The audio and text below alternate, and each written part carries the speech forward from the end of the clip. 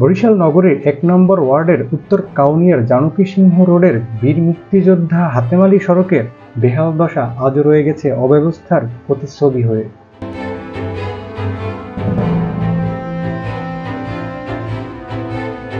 প্রায় ২৫ থেকে ৩০ বছর ধরে সংস্কারবিহীন পড়ে থাকা এই সড়ক প্রতিদিন ১ থেকে ১.৫ হাজার মানুষের চলাচলের একমাত্র ভরসা। অথচ ভাঙা রাস্তা, খানাখন্দ আর জলাবদ্ধতা যেন এখানকার নিত্যদিনের দৃশ্য।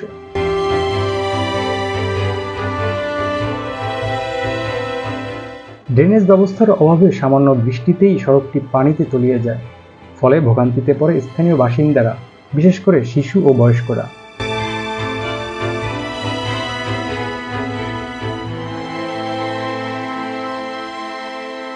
এলাকাবাসী অবিলম্বে সড়কটি পুনর্নির্মাণ ও ড্রেনেজ ব্যবস্থা নিশ্চিত করার দাবি জানিয়েছেন। এখন দেখার পালা কবে আসবে সেই প্রতীক্ষিত উদ্যোগ। এই রাস্তাটা হলো ১ নং ওয়ার্ডে বীর মুক্তিযোদ্ধা হাতেম আলী সড়ক নামে এই রাস্তার নামকরণ। এই বীর মুক্তিযোদ্ধা উনি এই রাস্তাটা ওনার পারিবারিক সম্পত্তি, এটা সরকারকে দান করে দিয়েছে। যেহেতু এখানে শত শত মানুষ বাস করে এই রাস্তা, এই গল্লির ভিতরে শত শত পরিবার, কারণ এই মানুষগুলোর চিন্তাভাবনা করে, দুর্ভোগের চিন্তাভাবনা করেই এই জমিটা দান করেছে সরকারকে। দান করেছে কিসের জন্য? যাতে মানুষের দুর্ভোগ যায়। আসলে মানুষের দুর্ভোগ তো যায়নি, আরও দুর্ভোগ সৃষ্টি হয়েছে। বিএনপি সরকারের আমলে ২০০১ সনের রাস্তা করার পরে, সংস্কার করার পর আর কখনো এই রাস্তার কোনো কাজ করা হয়নি। বিগত বিএনপি সরকার পতনের পরে আপনার কেয়ারটেকার সরকার আসলো, মঈনুদ্দিন ফখরুদ্দিনের সরকার আসলো, তারপর স্বৈরাচারী হাসিনা সরকার আসলো। হাসিনা সরকার অবৈধভাবে এতটা বছর এই বাংলাদেশে রাজত্ব কায়েম করেছে, বাট এই বরিশাল শহরে আমাদের এই ১ নম্বর ওয়ার্ডে এই ১ নম্বর ওয়ার্ডের এই রাস্তাটা কখনোই সংস্কারের জন্য কখনো মেয়রকে নির্দেশ দেয়নি। আর মেয়রও এটা করেনি গুরুত্ব দিয়ে, কারণ জানে এই পরিবার হলো বিএনপি পরিবার। সম্ভবত এই কারণেই আমাদের এই রাস্তাটা কখনোই সংস্কারের জন্য তারা এগিয়ে আসেনি। আমরা যতবারই সিটি কর্পোরেশনে আবেদন করেছি বা জানিয়েছি যে আমাদের এই রাস্তার বেহাল দশা, একটু বর্ষা হলেই হাঁটু সমান পানি উঠে যায় এবং ছোট ছোট ছেলেমেয়েরা স্কুলে যেতে পারে না, কলেজ পড়ুয়া ছাত্রছাত্রীরা কলেজে যেতে পারে না, বৃদ্ধরা ঘরের বাইরে আসতে পারে না। কারণ কিভাবে আসবে? কারণ এই রাস্তা আপনারাই দেখেন যে আজকে এই রাস্তার কি বেহাল দশা।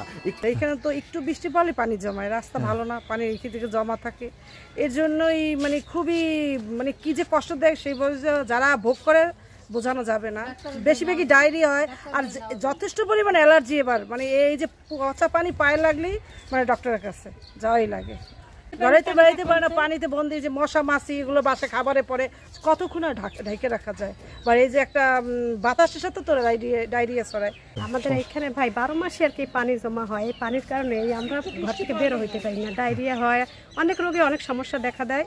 অসুস্থ মানুষ হলেও বের হইতে নিয়ে অনেক কষ্ট হয়। স্কুলে যেতে অনেক কষ্ট হয়, আমরা পানি অসুখ হয়, অনেক অসুস্থ থাকে, অনেক চুলকানি হয়, রোগ হয়, অনেক রোগ হয়। আমরা আমাকে ডেরিংটা রাস্তাটা আল্লাহ রাস্তায় সিটি কর্পোরেশন একটু দেখ। ছেলে মেয়ে রাখা মানুষ করা অনেক কষ্ট দায় বাবার, মশা মাছিতে অনেক চুলকানিতে শরীর ভরে গেছে একবারে সব বাচ্চা গো। ১ নম্বর ওয়ার্ড হাতেম আলী সড়ক, এই অবস্থা, ঘরের ভিতরে পানি, আমাদের খাটের উপরে থাকতে হয় বর্ষা আইলি। আমরা মনে করেন পানির ভিতরে বহুত কষ্ট, আমরা ডুববে থাকি, আমরা ঘরে ফিরিস মিনিট মনে করেন মিরসেট সব জায়গার লাগে, আমরা পানির ভিতরে ডুববে থাকি। আমরা আল্লাহর রাস্তায় একটু দেরিন দেওয়া রাস্তাটা থাকি।